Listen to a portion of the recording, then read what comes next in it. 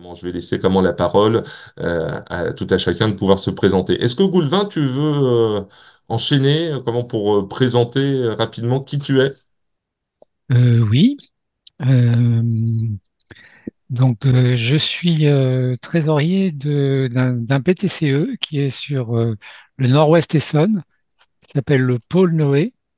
Et le pôle Noé, ça veut dire pôle solidaire Nord-Ouest Essonne.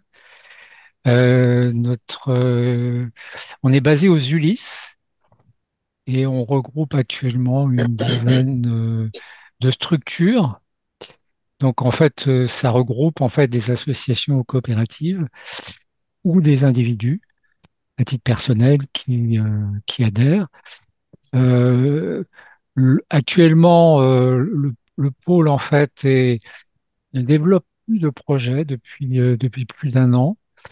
On est un peu en, en réflexion sur l'avenir, disons, en remobilisation peut-être de nouveaux acteurs, mais on est un peu un rôle de lien entre ces structures, euh, soit pour aider à monter leur dossier, soit pour, je dirais, faire circuler des compétences ou de l'information. On a plutôt un rôle, on conserve un rôle de lien sans être actif sur des projets actuellement. Mais c'est un PTCE qui existe en fait depuis plus de 10 ans sur cette partie de l'Essonne. Voilà. Euh, En fait, je suis moi impliqué dans deux structures qui font partie du pôle Noé actuellement. En fait, même trois. Donc, je peux les citer parce que je les connais bien. Il y a le tiers-lieu de Palaiseau qui s'appelle l'Ébullition, qui est dans le centre-ville de Palaiseau. Et il y a la coopérative d'activité et d'emploi ESCOP, qui est basée en fait à Viry-Châtillon et à Saint-Gev-des-Bois, mais qui voudrait aussi se renforcer sur Paris-Saclay, autour autour des Ulysses et de Palaiseau. Et puis, avec Archi Possible, euh, avec lequel on travaille sur justement des actions de mobilisation de moyens financiers et de mécénat au bénéfice de l'ESS. Voilà. Le seul projet qu'on ait, nous, actuellement, concrètement, euh, c'est que on développe un programme de sensibilisation dans l'enseignement sur l'ESS, voilà, dans les établissements scolaires ou universitaires. Voilà. Merci Goulvin. Tu avais fini pour ta présentation? J'ai terminé, oui. Très bien, voilà, et Merci. qui a également aidé et qui est un des premiers sociétaires de la coopérative de la Maison d'écologie urbaine et pratique. Ben oui, bien sûr, j'aurais pu commencer par ça. Nelly, est-ce que tu veux prendre la parole? Oui, bonjour. Nelly, du coup, de l'association Faire vivre les serres de Baudreville. On est un tiers-lieu agricole et culturel. On a 3 ans d'existence maintenant. Moi, je suis la seule salariée, donc la coordinatrice. Et on est basé à Gometz-la-Ville. Actuellement, on a un petit côté pépinière de projets, parce qu'on a une vingtaine de porteurs de projets dans le milieu agricole et culturel qui sont hébergés aux serres. Nous, l'espace associatif, on a à peu près 3000 mètres carrés d'anciennes serres horticoles qui ont été du coup réhabilitées pour accueillir ce nouveau tiers-lieu. Et voilà, on a une vingtaine de porteurs de projets. Euh, et on organise aussi des événements pour faire vivre le territoire, des marchés de producteurs de saisonniers, donc 4 par an. Là, récemment, on porte le projet et on l'a porté depuis le mois de juin d'un café associatif et culturel aussi pour le territoire. Et puis, on a des projets voilà, de développement plutôt sur l'éducation, sur l'insertion à terme pour aussi faire vivre ce lieu et surtout dans l'objectif, là, dans septembre-octobre, de pouvoir ouvrir nos portes au grand public parce qu'on vient de on va terminer officiellement nos travaux de mise aux normes du lieu. Donc voilà, on a de nouvelles perspectives et des nouveaux projets à terme pour vraiment échanger avec le territoire et ouvrir nos portes sur tout plein d'aspects voilà, humains et écologiques. Merci Nelly. Je vais passer la parole à Anne Romer. Oui, bonjour. Alors moi, Je suis micro-entrepreneuse sur le secteur des transitions au sens large, animation et gestion de projet, et je collabore au projet de la MEUP depuis le mois d'avril en tant que prestataire de l'association de la Maison de l'écologie urbaine et pratique, en particulier sur le volet agricole et alimentaire, dans lequel j'ai beaucoup d'affinités, d'activités, en particulier sur l'Essonne, où je suis implantée et où je vis depuis toujours. Et je collabore aussi auprès de la Maison de l'écologie urbaine et pratique sur le volet EFC, donc économie de la fonctionnalité et de la coopération, en tant qu'accompagnatrice, voilà, à terme des projets qui seraient portés par cette maison ou par les personnes qui graviteraient autour de la MEUP. Est-ce que tu veux aussi parler peut-être de ta casquette territoire en lien ou pas? Alors, je suis aussi, comme sûrement beaucoup des personnes dans cette visio, engagée dans beaucoup de structures associatives, mais en particulier celle effectivement qui risque d'avoir le plus de liens avec la MEUP et avec notamment l'aspect PTCE de la MEUP, c'est Territoires en lien, qui est une association qui fait tête de réseau, et que le pôle Noé connaît bien, avec qui il y a eu pas mal d'interactions à une époque. Donc cette association est plutôt originellement basée sur le nord-est Essonne, donc autour de Draveil, Juvisy, Athis. Et bon, moi, je suis de Corbeil-Essonnes, donc je l'ai tirée un peu plus vers le sud. Maintenant, elle est quand même très implantée aussi sur l'agglomération de Grand Paris Sud, avec un des acteurs historiques qui est la Tribu, qui a un réseau de ressourceries et qui a des lieux. Voilà. Donc cette association regroupe les acteurs de la transition, que ce soit des acteurs associatifs ou des acteurs professionnels, notamment des entrepreneurs indépendants et des tiers-lieux, comme le ZEF ou les lieux de la tribu. Et voilà. Bon, il y a eu un petit flottement ces derniers temps, mais c'est une association qui a quand même porté et qui porte encore des projets locaux et très implantés territorialement. Voilà. Donc, Merci, je, Anne. C'est pas mal. Merci, Anne. Ilonka. Oui, bonjour, vous m'entendez, ça va? Du coup, je rejoins un petit peu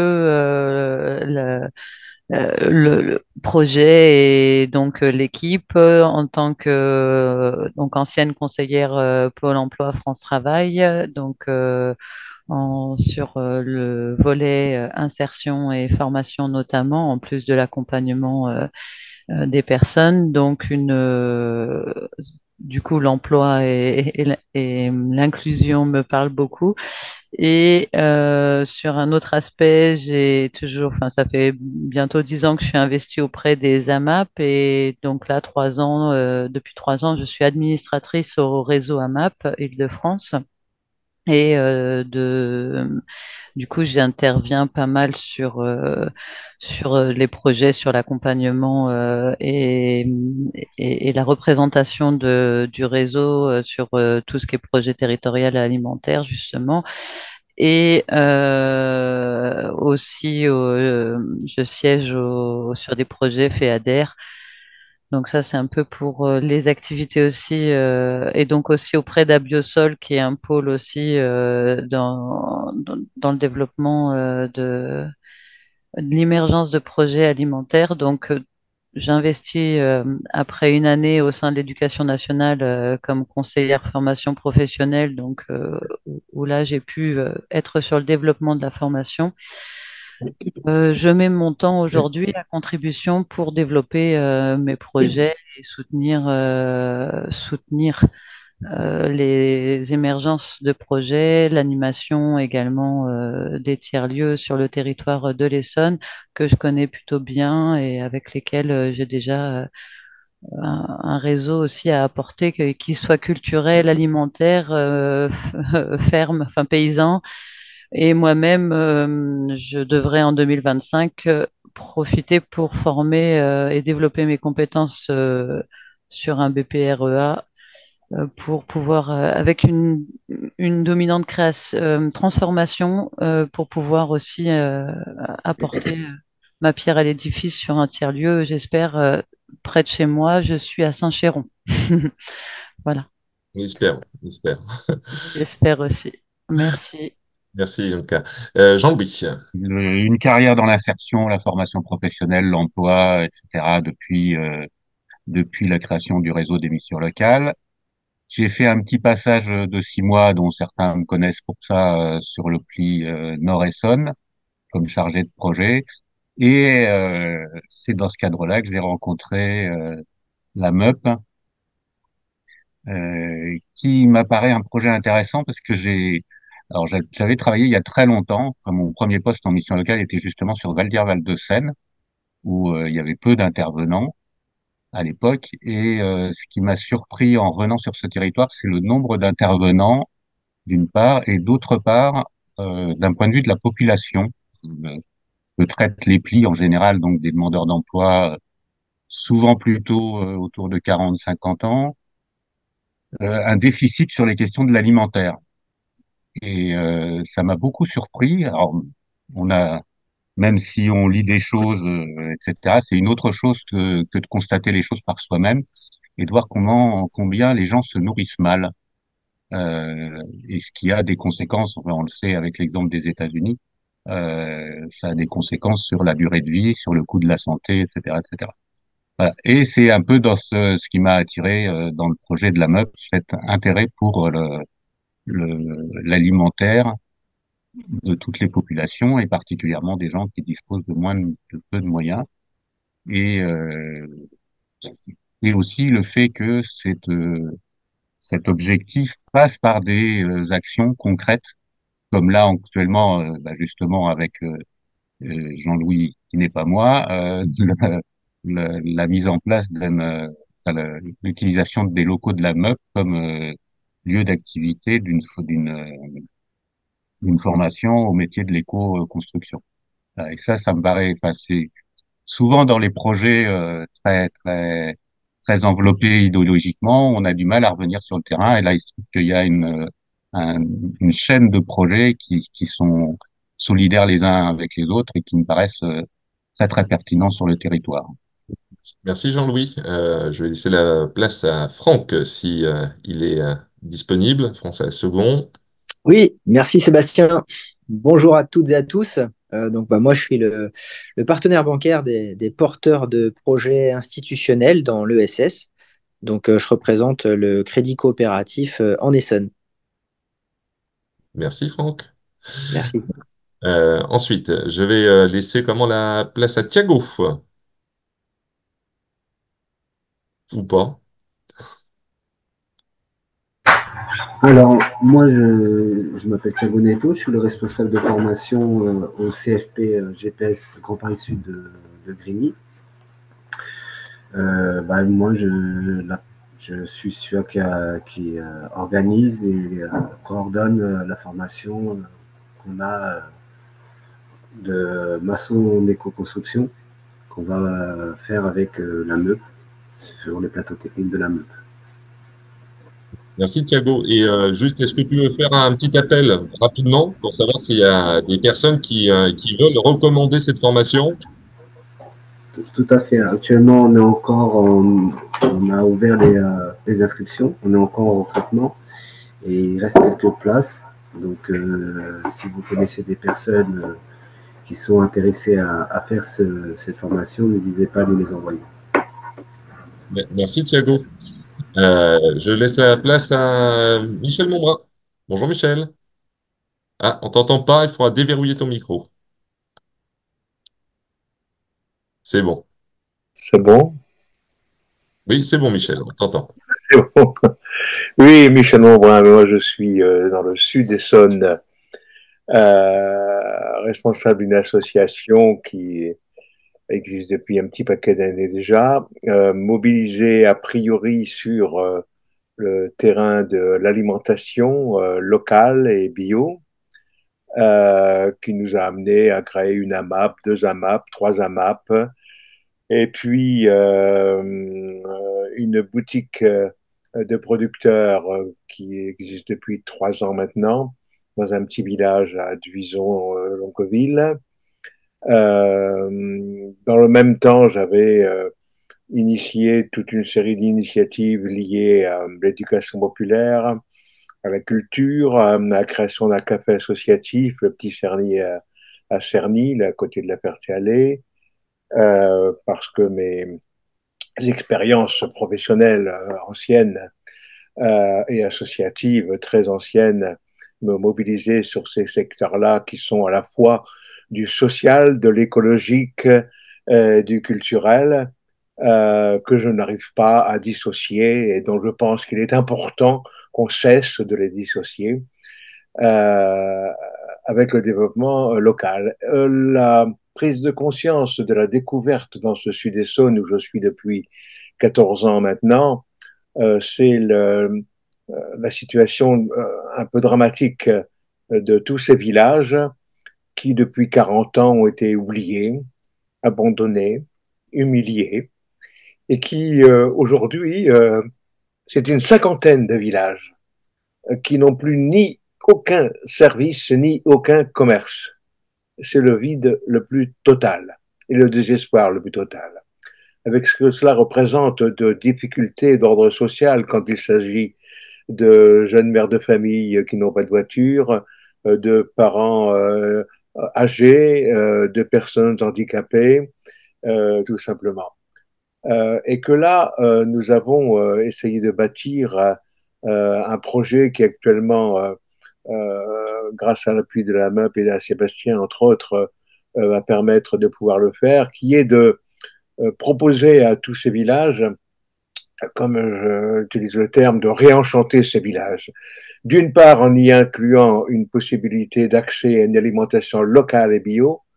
On a un réseau de producteurs locaux relativement important, à moins de 35 km de chez nous, avec des producteurs très diversifiés, mais d'y associer un espace de vie sociale, de vie écologique, de vie culturelle, c'est-à-dire de vie locale, tout simplement, pour renouer la relation avec les gens. Autant il sera sans doute utile d'avoir quelquefois des outils techniques avec des technologies de livraison dans des casiers, etc., autant il est essentiel de rétablir la relation, l'échange, la dynamique locale, la vie locale tout simplement et citoyenne.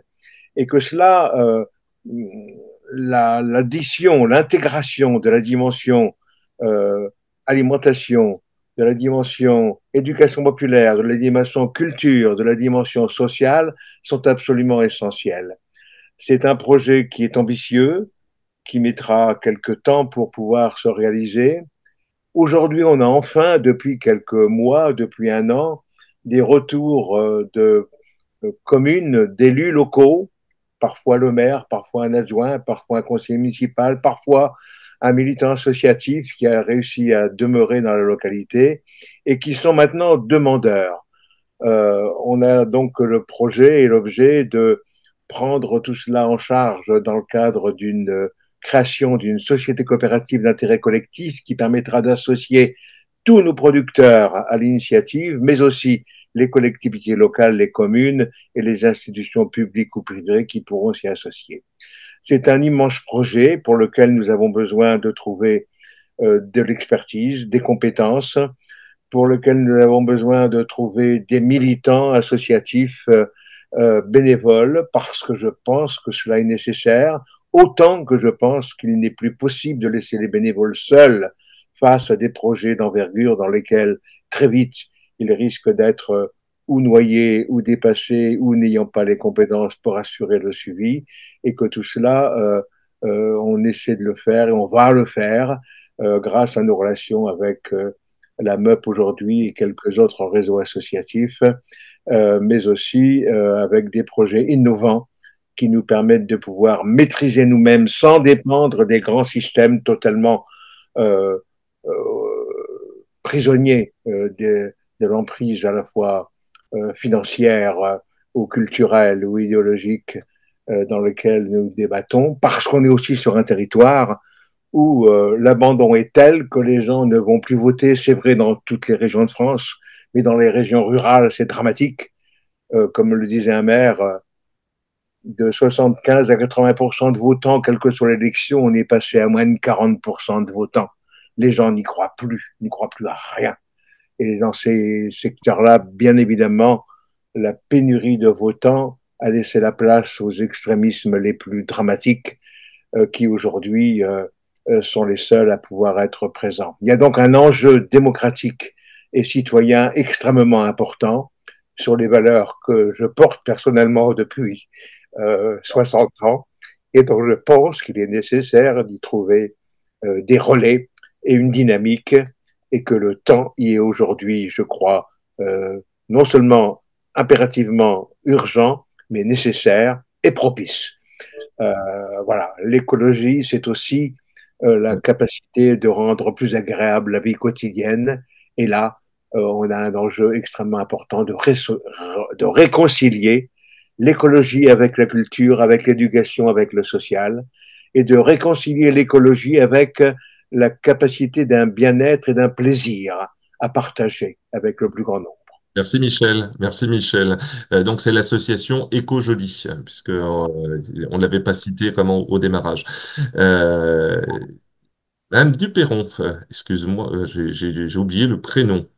Tani, bonjour, rebonjour.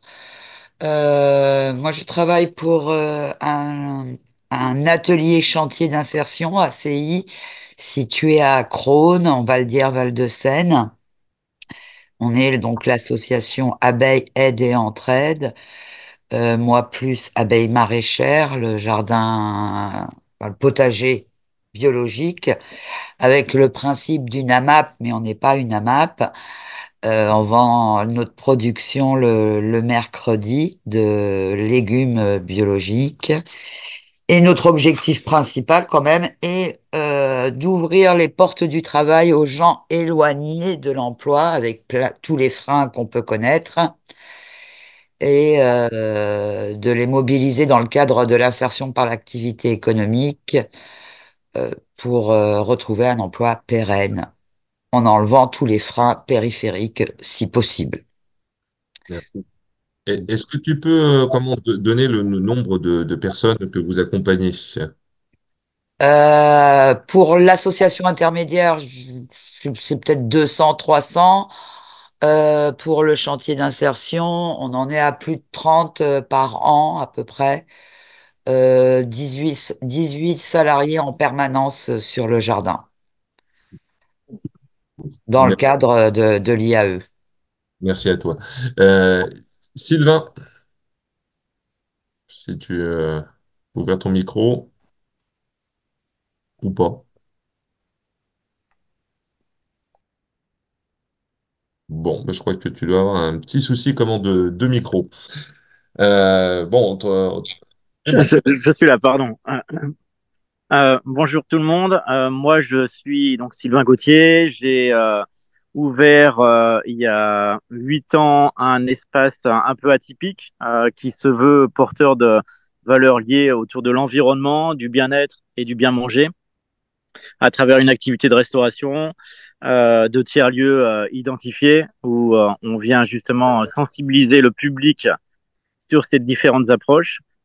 Et je rejoins la Meub dans une perspective d'ouverture du restaurant qui aura lieu donc en septembre 2025, si je ne m'abuse, en apportant mon savoir-faire et mon réseau, sachant qu'en parallèle, je suis également formateur au CFPPA de Brie-Contre-Aubert pour accompagner des gens qui sont en reconversion professionnelle sur le maraîchage bio et leur permettre d'avoir toutes les compétences clés pour arriver à la fois à toucher un public et attirer une nouvelle ère de consommation, mais également trouver épanouissement dans le fait de se rapprocher de la terre et de ses bienfaits.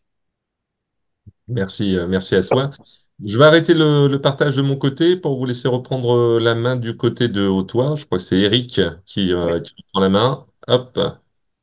Oui, alors je reprends le partage et je vais en profiter pour me présenter rapidement. Moi, je suis Eric Lanté. Je fais partie de Politiqueur qui travaille avec Autois sur le déploiement de ce modèle-là et je suis principalement euh, intéressé ou focalisé sur tout ce qui est modèle économique qui soit générateur d'impact positif, à la fois économique, parce que sinon, c'est pas viable, mais aussi écologique, sociaux, en passant notamment par la culture dont parlait beaucoup. Michel, qui est un sujet évidemment important. Donc, je vais laisser tout de suite la parole à Caroline Gaillard, qui va vous présenter, vous expliquer ce que c'est que le modèle O3. Caroline, c'est à toi. Merci Eric. Alors pour vous expliquer au toit, nous on est parti de trois constats. Le premier, c'est que nos territoires se font piller de par les grandes plateformes type Amazon, Google, même les mondiales relais, qui font venir des colis de l'autre bout du monde, enfin, et même au-delà de nos frontières, même au-delà de nos frontières du territoire, qui utilisent les actifs de nos territoires, qui du coup font fermer les commerces sur nos territoires et qui ne laissent rien au territoire. Le deuxième constat, c'est le client qui, lui, il veut l'ensemble de ses produits. Il voudrait bien consommer local, mais il n'a pas forcément le temps d'y aller. Quand le soir, il faut récupérer les enfants, faire les devoirs, faire à manger, on n'a pas le temps d'aller chez son maraîcher, chez son apiculteur, etc., mais qui voudrait quand même y aller. Et puis le troisième constat, c'est au niveau des commerçants, des agriculteurs et autres, tous nos acteurs locaux en fait qui font vivre nos territoires, qui aimeraient bien se développer, mais qui n'ont pas forcément en fait les moyens ou la puissance en fait de la grande distribution.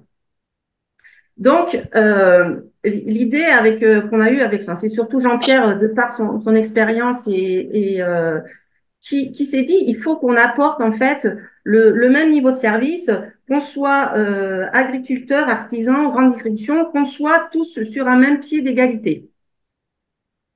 Et donc, on a réuni l'ensemble des acteurs autour d'un seul et même modèle. Donc, l'ensemble des acteurs du territoire. Hein. Sur un territoire, moi, je veux parler au niveau du territoire. Donc, ce sont nos artisans, nos commerçants, nos agriculteurs que vous connaissez bien, même les marchés locaux, les AMAP, tout ce qui est vente directe. Mais il ne faut pas oublier quand même aussi la grande distribution qui est également un acteur du local et également nos grandes marques parce que le client veut quand même l'ensemble de l'offre. Et on a créé un maillage, je ne sais pas si vous voyez, on a une espèce de rond là avec des petites boutiques. C'est ce que nous, on appelle des toits. L'idée, c'est de créer un maillage sur l'ensemble du territoire. Vous avez déjà tout ce qu'il faut sur le territoire. Vous avez des friches, des bâtiments vides, vous avez des parkings, vous avez des fermes. Vous avez énormément de choses sur le territoire qui peuvent servir de ce que nous, on appelle le toit. Et le toit, c'est quoi? C'est un point de contact, c'est-à-dire un point de dépose qui va servir à nos acteurs locaux pour venir déposer la marchandise. Et en même temps, ça va être un point de retrait pour le client final. Tout ça, c'est organisé autour de boucles logistiques. Ça, c'est toute notre ingénierie, notre travail grâce aux logisticiens locaux. Eric, si tu peux passer à la suivante. Oui. Donc, pour bien comprendre au toit, en fait, on a 4 piliers.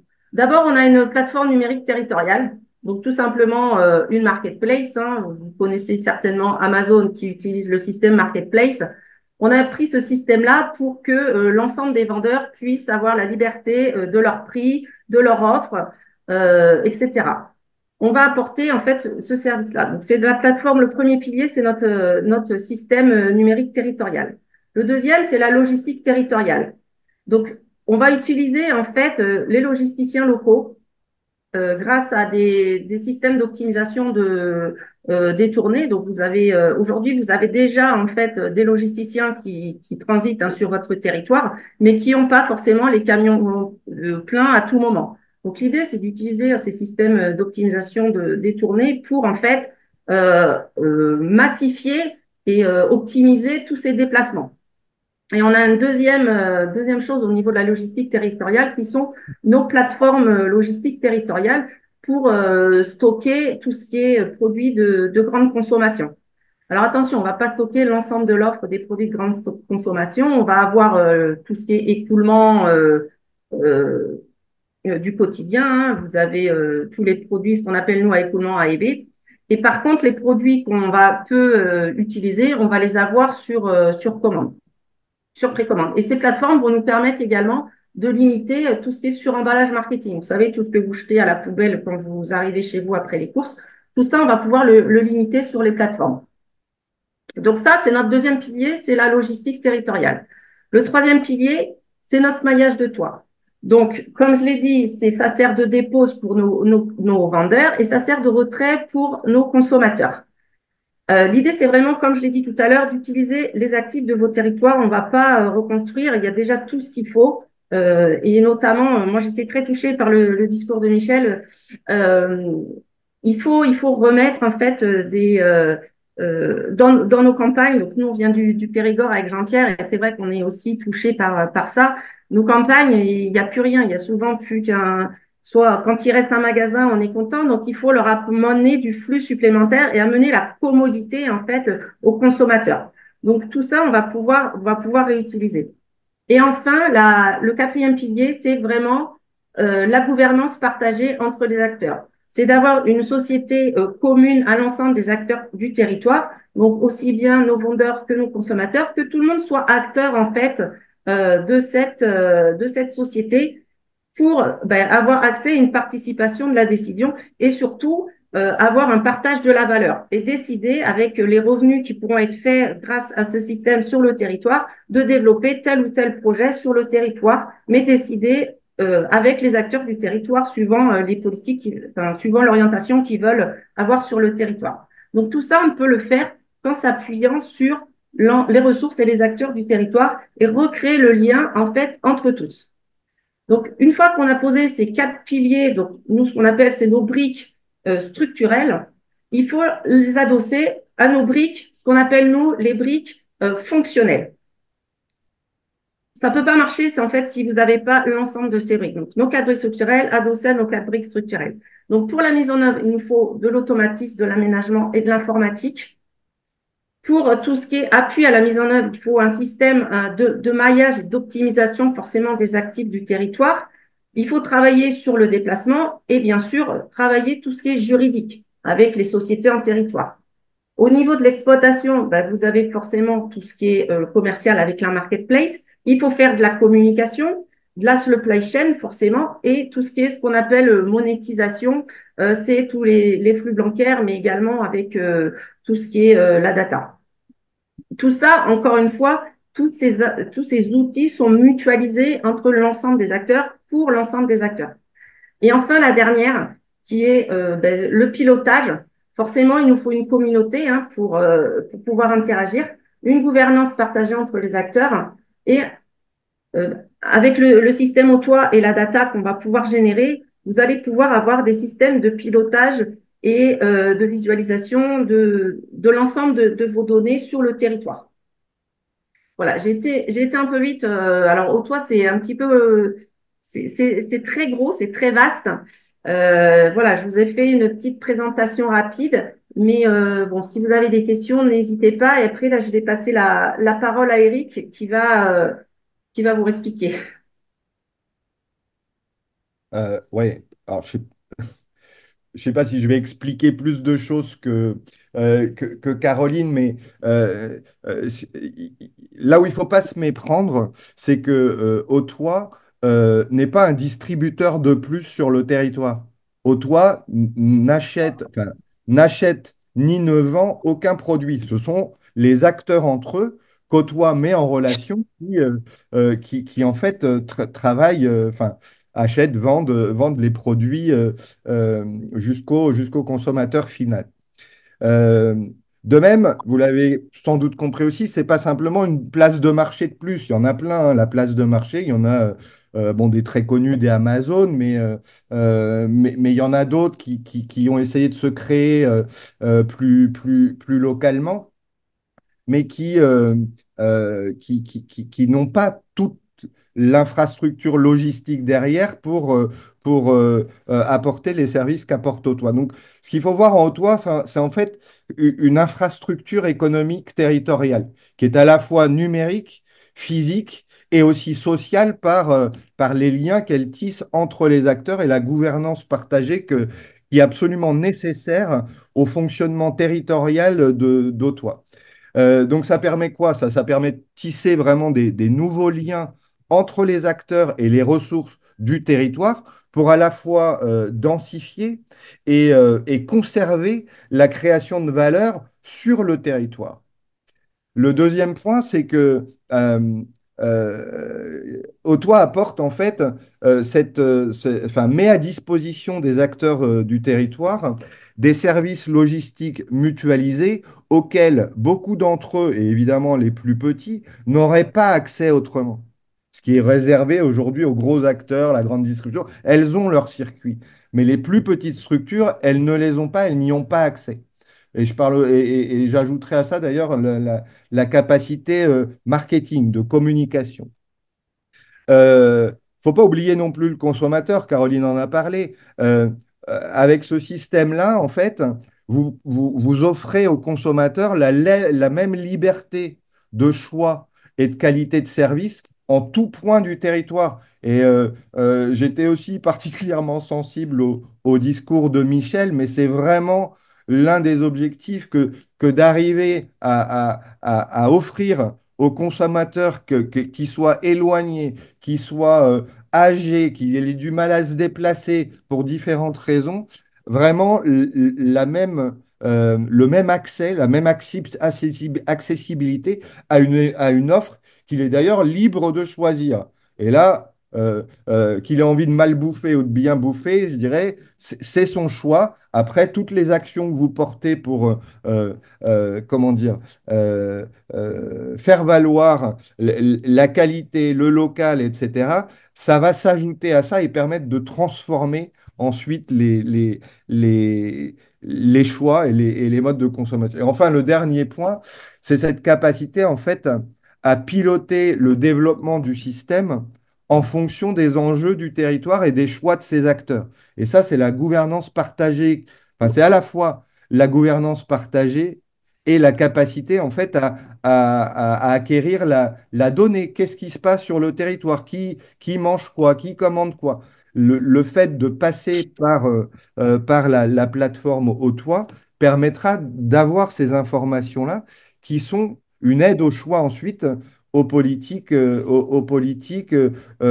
publiques ou en tout cas coordonnées entre les acteurs du territoire. Donc ça veut dire que le territoire et ses acteurs reprennent la main sur les flux alimentaires, mais peut-être plus largement d'ailleurs de grande consommation, et on peut le voir même au-delà. Et c'est en ça aussi que, au toit, la solution qui vous est présentée, elle apporte un certain nombre de services, mais elle devient aussi un moteur de transformation du territoire dans d'autres domaines, un accélérateur en fait des dynamiques, des politiques de transition à la fois économique, écologique, sociale du territoire que vous portez chacun d'entre vous par des angles différents mais qui finissent par se relier.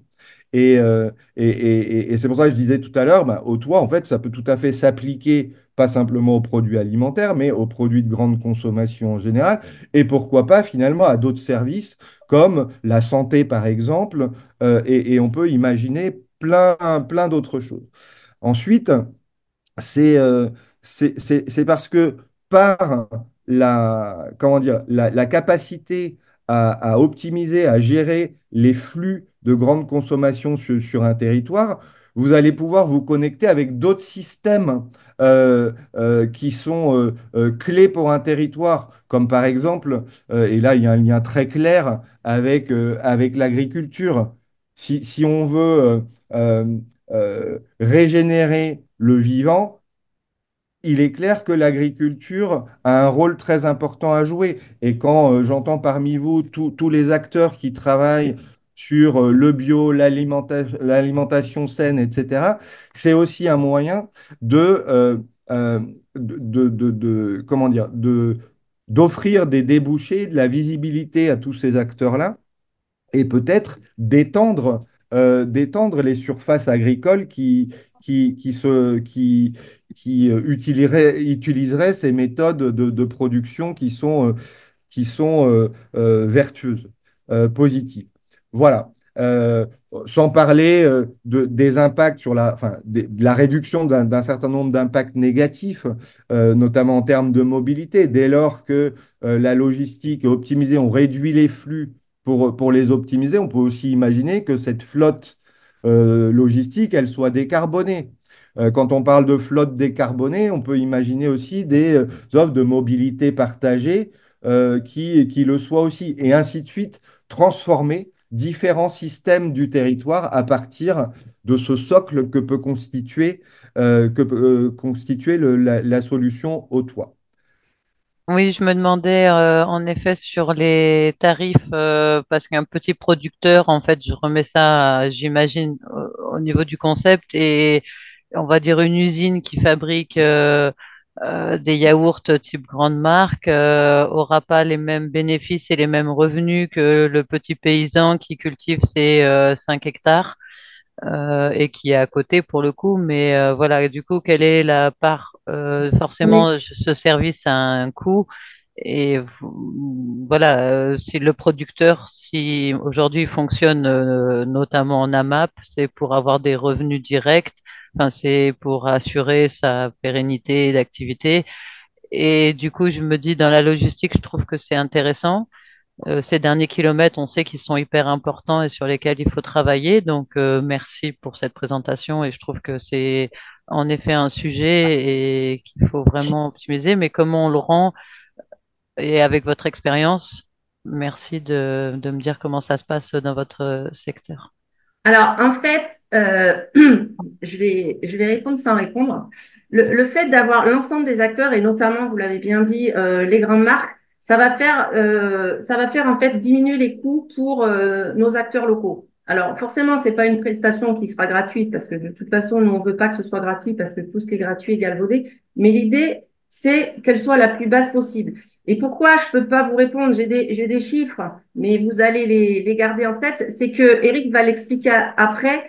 C'est des choses qui vont être discutées et votées, validées. Donc, d'une part, déjà par les ateliers qu'on va vous présenter par la suite. Mais après, ce sera, je vais dire, la coopérative de territoire qui validera et qui votera, en fait, les tarifs pour chaque type d'acteur, en fait. Que ce soit le consommateur, quelle adhésion il va faire, que ce soit le producteur, quelle adhésion, quelle prestation il va payer, etc., etc. Pour chaque type d'acteur, ce sera la coopérative de territoire. Est-ce qu'on va la monter pour avoir plus de revenus, pour développer tel ou tel projet? Est-ce qu'on va la diminuer pour qu'on ait plus de revenus personnellement, etc., etc. C'est vraiment une politique en fait qui sera décidée au niveau de chaque territoire. Alors, on a des grandes lignes, hein, on peut vous Il y a donner des des grandes principes, lignes. oui. Mais l'idée, c'est quand même de boucler le budget aussi, parce que effectivement, logistiquement, ça a un coût, hein. Mais le fait de mutualiser en fait les outils, plus vous serez nombreux, en fait, et moins ça coûtera cher. Il faut pas oublier qu'on a effectivement les grandes marques. Nous, on travaille énormément avec Jean-Pierre depuis des années maintenant, avec les marques, et voilà, ils sont d'accord. Alors, ils payeront pas l'ensemble de la prestation, on est bien d'accord, mais ils vont apporter une grosse partie. C'est pour ça aussi, parce que dans les différents territoires qu'on rencontre, il y en a qui nous disent on n'en veut pas.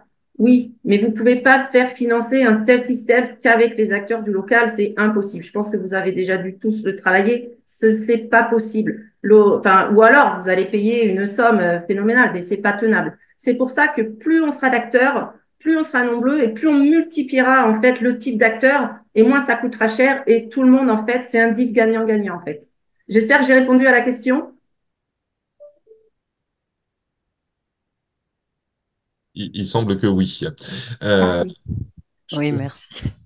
on peut, alors, moi je vais réinsister sur la question de l'insertion, et de l'emploi, et notamment dans ce que disait Autoin sur les capacités, à pouvoir offrir ou diversifier les offres, par la plateforme, puisque ça sera notre choix entre guillemets, et que si on veut promouvoir finalement des recherches sur l'insertion, sur la formation, ou avoir donné de la visibilité sur l'emploi des structures qui recrutent et des personnes, si possible, engagées, on pourra aussi se servir de cette plateforme, si on le souhaite, à terme, pour pouvoir le faire.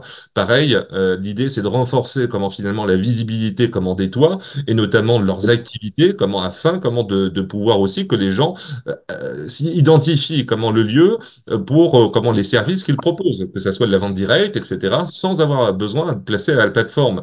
On va dire que c'est véritablement un outil de visibilisation, des structures, et non pas d'invisibilité. Voilà, c'est ce que je voulais dire. Je propose peut-être de faire un petit tour de piste rapide déjà à cette étape. Est-ce que, au-delà de ceux qui veulent prendre la parole tout de suite, est-ce que Nelly, tu voudrais rebondir dessus? Ah, Oui, mais alors moi je pense, j'avoue que je pense plutôt aux porteurs de projets qu'on héberge dans les cercles qui sont en création, en reconversion et qui seraient sûrement intéressés, voilà, ça fait partie de ces petits acteurs qui essayent de tirer leur épingle du jeu, là, certains font de la vente en ligne, d'autres ont des petits, des clients plus privés, mais typiquement là on a une pépinière. La pépinière d'Agathe qu'on héberge, elle est en reconversion professionnelle, elle a 28 ans et elle gagne à se faire connaître et à être plus proche des habitants et du coup elle fait des marchés, voilà. Mais ça fait partie, voilà, des plateformes peut-être. Alors je sais pas si c'est trop petit acteur en tout cas, mais il y a une limite de création. Voilà, là il y a une petite année de création et de lancement, mais voilà, ça c'est des plans potagers aromatiques. Donc ça, voilà, moi je pense clairement aux porteurs de projets qu'on héberge. Nous, à titre associatif, peut-être un petit peu moins directement, mais peut-être sauf s'il y a un aspect que j'ai moins perçu, mais il me semble que c'est plutôt les porteurs de projets du territoire qui produisent sur le territoire, typiquement la Gomez-la-Ville. merci. Goulvin, je disais aussi que c'est la possibilité également pour nous, de mobiliser, au-delà de notre cercle, pour toucher une plus grande population et sur des sujets annexes, comme par exemple, comment le font. Je te laisse rebondir dessus. Euh, En fait, j'étais pas trop en train de réfléchir par rapport au fond, euh, mais par rapport à une réflexion qu'on a sur le territoire de Paris-Saclay, où beaucoup de choses sont à construire, hein, parce que euh, l'État a énormément construit des établissements d'enseignement, et des établissements de recherche, et puis en fait se rend compte il y a des logements aussi, il y a des entreprises qui s'installent et ils se rendent compte que il y a aucune vie locale. Et, euh, et ils sont en train de contacter les associations, les réseaux de gens qui sont en contact avec la population et leurs besoins pour voir comment habiter les lieux, en fait, en nous proposant de reprendre tel et tel bâtiment qui n'est pas occupé, etc. Et alors nous, on commence à y réfléchir là, et, et évidemment, les étudiants qui sont sur le campus, qui est vaste, hein. Si vous connaissez pas, c'est Centrale, Supélec, Polytechnique, École Normale Sup, fac de pharmacie, enfin c'est énorme. J'ai pas une mémoire des chiffres, mais et évidemment il y a beaucoup d'étudiants qui sont en situation difficile. Je dirais pas de précarité, mais il y en a une proportion non négligeable qui sont en difficulté parce qu'il y a quand même de l'aide en fait qui est apportée par les associations à ces personnes. Voilà. Et, euh, et donc je réfléchissais quel lien on peut faire pour que l'initiative qui se met en place là pourrait toucher à travers des acteurs qui sont là, mais qui ont... Bon, moi, je peux faire le lien, mais je n'ai pas encore bien assimilé et vu comment ça pouvait s'orienter. J'en discuterai probablement avec Nelly, parce qu'elle est du coin. Euh, je sais qu'il y a... Alors, les réserves qu'on nous a faites quand on a été aux présentations, c'est que on peut pas faire on peut installer des commerces, mais si ça fait pas concurrence aux gens qui sont venus s'installer. Alors, par exemple, sur le plateau de Sageley, il y a un, récemment, il y a une épicerie bio qui s'est installée, qui s'appelle la Miam Locale. Je ne sais pas si ça te dit quelque chose, Nelly, que j'ai été voir d'ailleurs pour voir un peu comment il fonctionnait. Évidemment, il ne s'agit pas de mettre en difficulté quelqu'un qui vient de s'installer, mais en même temps, il ne couvre pas tous les besoins parce que quand je vois je ne sais pas s'il y a beaucoup d'étudiants, il y a sûrement des gens qui habitent, qui viennent là, mais ça ne fait pas concurrence. Mais en même temps, il faut aussi comprendre comment lui fonctionne parce qu'il se présente comme étant quelqu'un du circuit court. Par rapport à quelqu'un comme ça, est-ce que ça peut s'intégrer? Est-ce qu'il y a quelque chose de complémentaire qui peut se mettre à côté, sachant qu'il y a tout à faire, parce que à part lui, il n'y a rien, c'est le désert complet. Les gens vont aller au centre commercial de Vélizy ou aux Ulysses, quoi, s'ils sont véhiculés, sinon ils vont prendre le bus pour aller dans la vallée et acheter des choses, quoi. Donc il y a une opportunité, mais c'est voilà, donc c'est mes réflexions. Et alors, ça peut faire évidemment le lien avec la possibilité de financer des installations, parce que le projet de fonds de dotation territoriale, ce serait de collecter de l'argent pour aider des personnes à s'installer dans une activité de l'ESS. L'idée du fonds de dotation territoriale, c'est de solliciter des mécènes euh, qui vont apporter un fonds qui, par définition, est défiscalisé, qu'on soit entreprise ou particulier. Donc, ça évite en fait aux gens qui s'installent d'avoir à, à solliciter des dons avec rescrit fiscal qui est assez difficile à mettre en place et à gérer. Voilà, donc c'est d'avoir un système de financement qui permet au moins d'avoir des éléments de base pour démarrer, et éventuellement solliciter des prêts auprès des établissements financiers pour leur développement. Mais ça leur permet d'avoir, je dirais, des éléments d'accès en fait à du financement mécène. Voilà. Peut-être transition pour peut-être laisser aussi réagir les autres, et notamment Franck du Crédit Coopératif. Oui, oui, bah écoutez, j'étais en train de.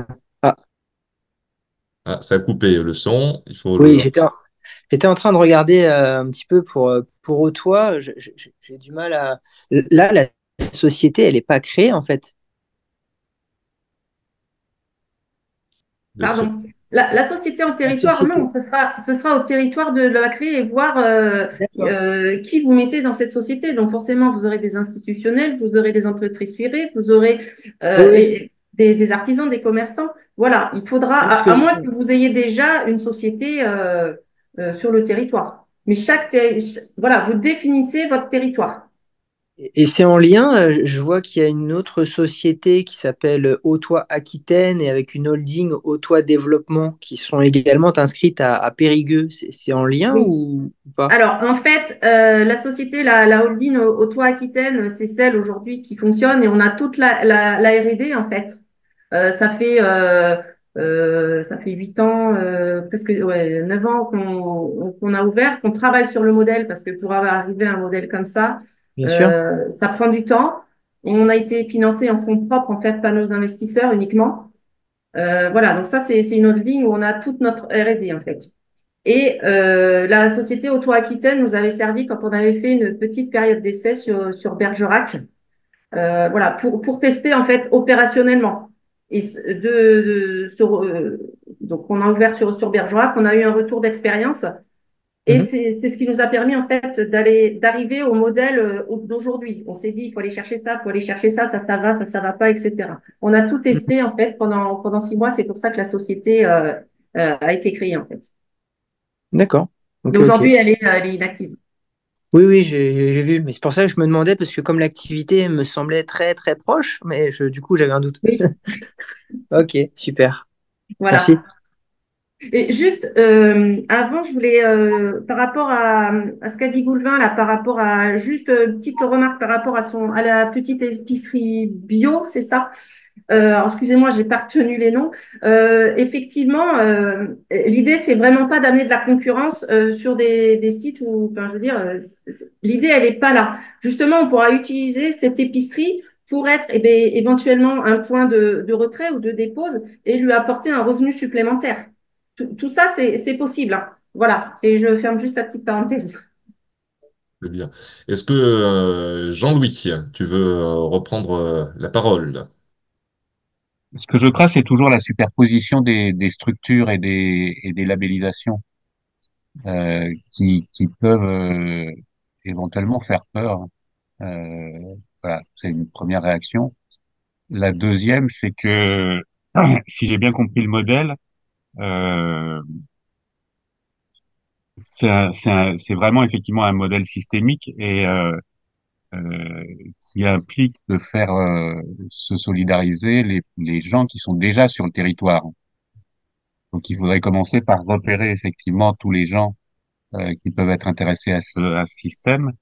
Et puis une petite remarque que je mets en lien avec ce que j'ai envoyé à Sébastien de la part d'Emmaüs Connect. À partir du moment où on parle d'une plateforme numérique, il faut savoir quand même qu'il y a beaucoup d'exclus du numérique et que, entre autres, pour les gens, les individus qui pourraient bénéficier de ce système de distribution autre, euh, il y aura un problème d'accès immédiat. Dans le cadre du pli, on a beaucoup traité avec justement l'association Emmaüs Connect et voilà. Et puis juste par rapport au fait de ne pas se trouver en concurrence avec euh,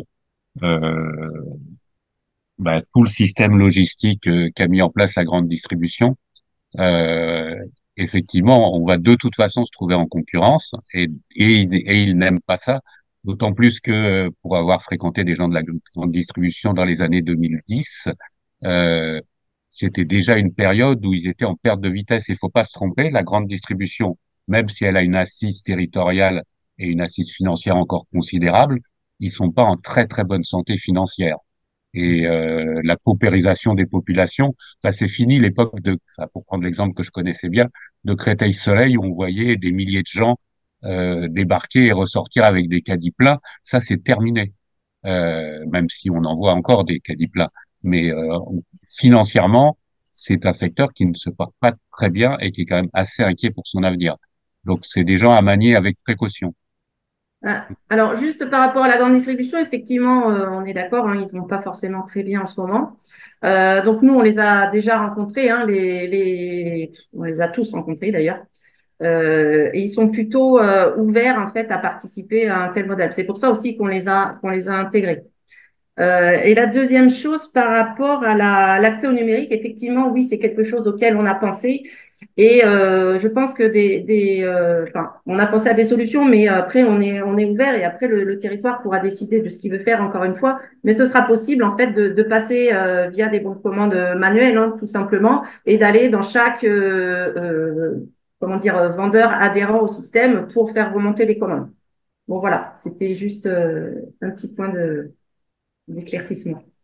Pour préciser ma pensée, euh, le, dans le cadre du pli, on avait des opérations sur l'UP, donc par Emmaüs Connect, sur l'apprentissage du numérique. Moi, enfin, je suis resté 6 mois sur le territoire là. Ce qu'on a conclu avec des référents de parcours du pli, c'est que déjà ce qui était mis en place par Emmaüs Connect était trop élevé pour une certaine partie de la population. Ça veut dire que là, le dispositif que Emmaüs Connect nous propose, c'est encore plus, entre guillemets, plus bas. Moi, j'y mets aucune notion de valeur, hein. Mon âge fait que j'ai commencé à travailler. L'informatique, c'était des chambres froides complètes pour arriver à transmettre 3 kilos de données. Aujourd'hui, on fait ça avec notre téléphone portable, si je caricature. Voilà. Mais vraiment, il y a une part de la population qui, enfin, simplement se servir d'une souris pour lequel ça pose problème. Et le projet qu'on a disponible avec Emmaüs Connect, c'est vraiment reprendre les données de base. Et j'en parlais avec deux référents de parcours hier, midi. Vraiment, ils insistent et elles insistent pour dire il faut vraiment faire attention à ça pour la clientèle, pour les gens qui seraient bénéficiaires de ce système de distribution autre que celui de la grande distribution. Merci Jean-Louis. On va faire circuler la parole parce que le temps court. Rapidement, alors Michel, si je crois que tu voulais intervenir, si tu peux faire court. Ouais, c'est très bref. Enfin, moi, je trouve le projet tout à fait intéressant et important à mener puisque on est un petit peu démunis et dépendants de ces grandes structures. Mais je pense qu'il faudra que Haute-Oise se donne des règles éthiques suffisamment claires et fortes pour ne pas se laisser bouffer par tout le système pour lequel on n'a aucune sympathie et pour lequel on souhaite que Haute-Oise prenne la place. Euh, et une exigence éthique ne doit pas pouvoir être un refouloir pour empêcher des gens d'y venir, mais une obligation d'entrer dans des démarches où, oui, le respect d'un certain nombre de valeurs fondamentales auxquelles on est attaché fasse partie de ceux qui adhèrent au système, pour ne pas risquer de le voir se dévoyer par la suite. Alors, ce n'est pas simple, je, je sais que ce n'est pas simple, mais je crois que c'est une exigence qu'il faut que l'on ait aujourd'hui pour que les choses soient claires et pour que ceux qui partagent l'idée d'avoir une autonomie ne dépendant plus de ces grands circuits Amazon ou autres soient rassurés sur l'exigence éthique, morale et de valeurs fondamentales qu'il faut résumer dans un texte court, mais suffisamment explicite, à mon avis. Merci Michel. Alors, je vais laisser la parole.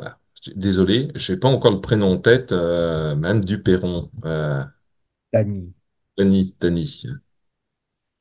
Oui. Bah, j'appuierai un peu ce que disait Jean-Louis. La superposition de plateformes va nous emmener où? Je sais pas. Est-ce que ça va nous simplifier la vie? J'en suis pas sûre. C'est le millefeuille qu'on retrouve partout en France, dans tous les processus institutionnels.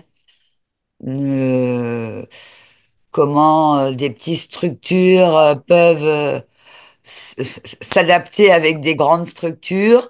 Est-ce que c'est vraiment bénéfique? Enfin, j'ai que des questions et pas de réponse pour l'instant. Merci. Sylvain, est-ce que tu veux rebondir?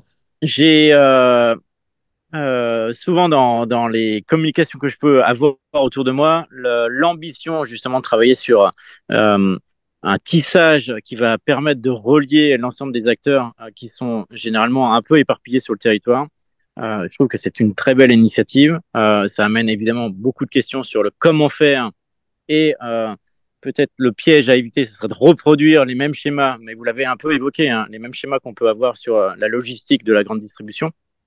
Pourtant, il y a beaucoup de choses sur lesquelles on peut s'inspirer et qui nous permettent de proposer une offre conséquente alternative. Alors, je pense pas que ça soit un millefeuille de mon côté. Hein, je pense pas que ça soit un millefeuille supplémentaire, mais quelque chose de complémentaire et qui permette et ça a été évoqué, hein, par la mise en place et une communication bien précise sur les valeurs, sur la différenciation et sur le côté peut-être innovant de la chose, euh, de ramener des gens qui veulent pas rentrer dans ce schéma hyper capitaliste, hyper productif, mais qui vont retrouver quelque chose qui leur parle et qui soit porteur de valeurs différentes, non plus basées sur juste un système d'argent, mais sur un partage de la richesse de nos territoires. Juste pour, donc si vous souhaitez, on pourra discuter ultérieurement pour la logistique, ça j'ai aucun souci. Mais si vous lisez le rapport de l'ADEME sur le e-commerce et la logistique, vous allez retrouver les grandes lignes de ce qu'on a fait.